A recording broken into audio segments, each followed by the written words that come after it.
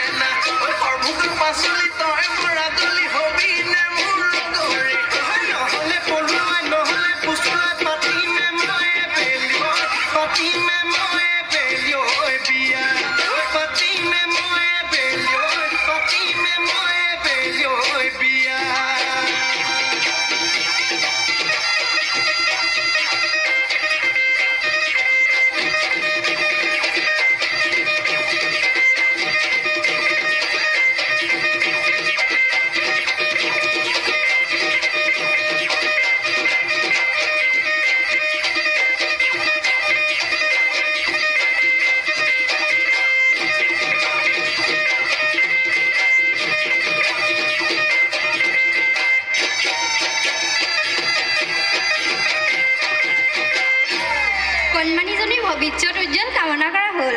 এইবাৰৰ প্ৰতিযোগী মাহি ৰয়, উপনাম ৰুমাল, বৰপিহুৱতী।